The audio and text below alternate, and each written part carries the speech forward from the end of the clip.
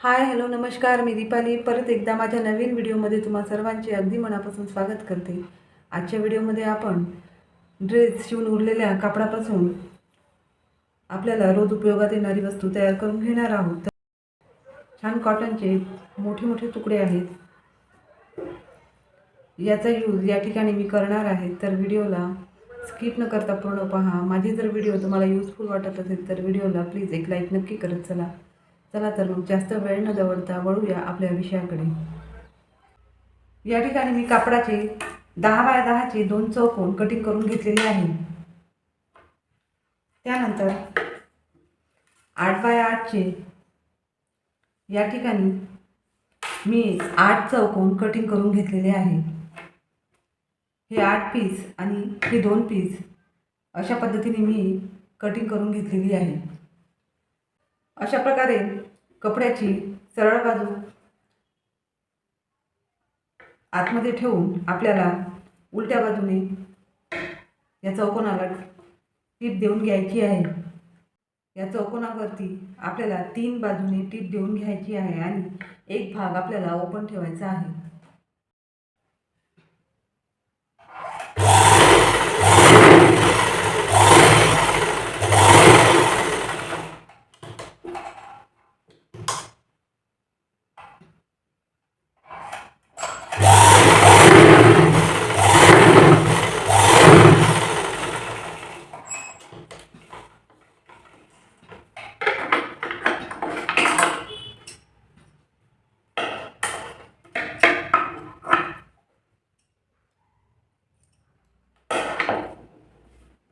अशा प्रकारे कापडाच्या उलट्या बाजूने मी तिन्ही बाजूने टीप देऊन घेतलेली आहे। एक भाग या ठिकाणी कोणताही एक भाग तुम्ही ओपन ठेवू शकता। एक भाग या ठिकाणी मी ओपन ठेवलेला आहे। अशा पद्धतीने आपल्याला हे कापड पलटवून घ्यायचे आहे।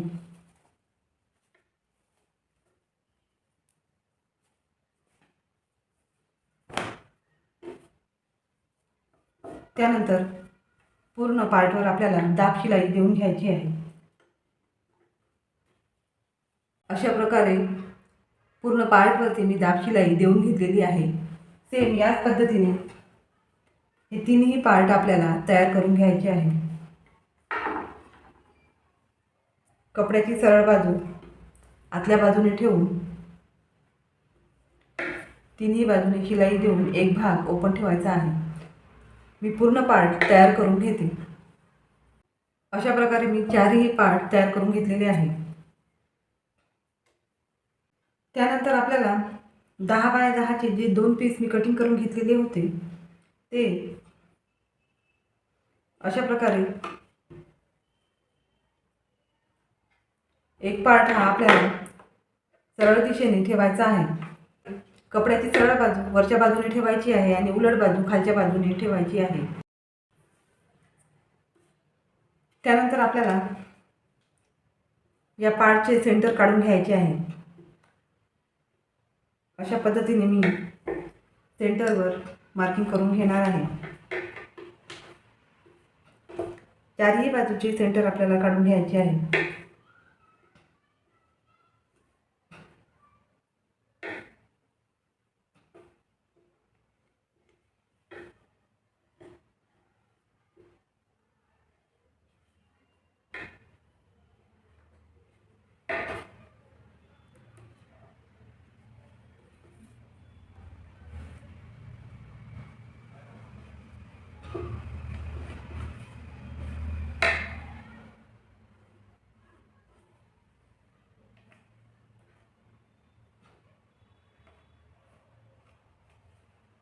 अशा प्रकारे आपल्याला सेंटरवर चारही बाजूने मार्क करून घ्यायचे आहे। अशा प्रकारे मी चारही बाजूचे सेंटर काढून घेतलेले आहे। या सर्व पार्टचेही आपल्याला सेंटर काढून घ्यायचे आहे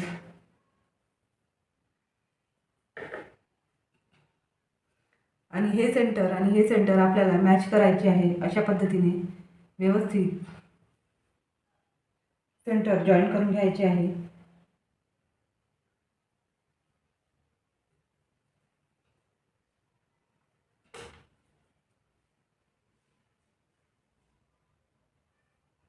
जिथे खडूची मार्किंग आपण केलेली आहे त्याच ठिकाणी आपल्याला हे ठेवून घ्यायचे आहे.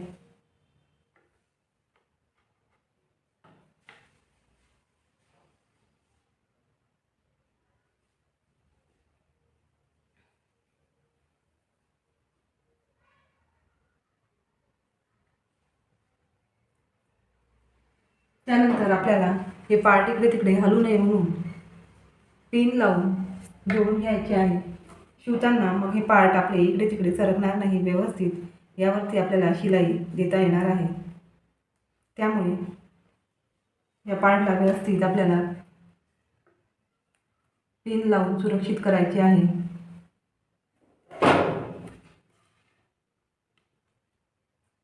एकदम सोपी पद्धत आहे. परत 10 बाय 10चा हा पीस यावरती आपल्याला ठेवून घ्यायचा आहे. कपड्याची आतली बाजू आतमध्ये ठेवलेली आहे, वरच्या बाजूने उलटी बाजू आलेली आहे. अशाच पद्धतीने आपला कपडा व्यवस्थित ठेवून घ्यायचा आहे. त्यानंतर यावरती पूर्ण आपल्याला टीप देऊन घ्यायची आहे आणि या ठिकाणी थोडेसे ओपन ठेवायचे आहे, कारण की आपल्याला हे पलटी करून घ्यायचे आहे.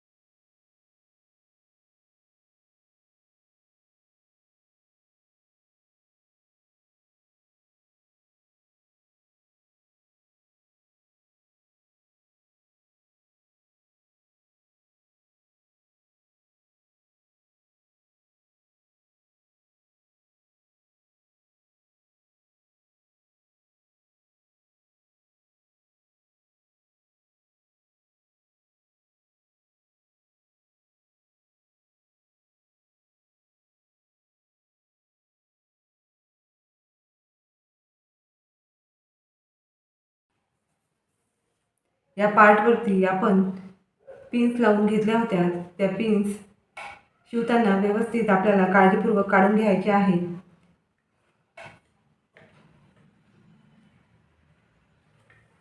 सर्व बाजूने जोडून झाल्यानंतर या ठिकाणी मी थोडेसे ओपन ठेवलेले आहे आणि हे पार्ट आपल्याला वरच्याच बाजूने याच्या आतमधून काढून घ्यायचे आहे.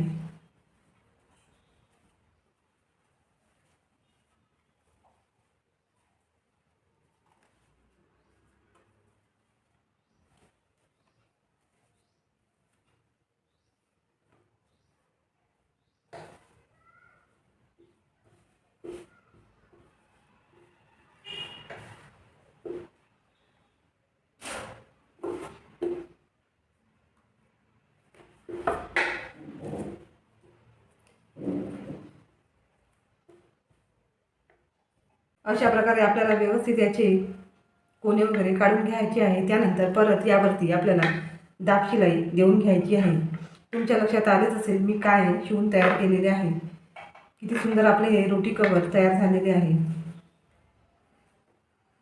किती सुंदर आपले हे रोटी कवर तयार झालेले आहे. तुम्ही व्हिडिओमध्ये पाहू शकता. एकदम 0 कॉस्टमध्ये आपले हे रोटी कवर बनवून तयार झालेले आहे.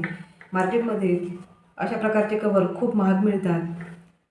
आपल्याकडे उरलेल्या कापडातून आपण अशा पद्धतीने रोटी कवर घरच्या घरी शिवून तयार करू शकतो.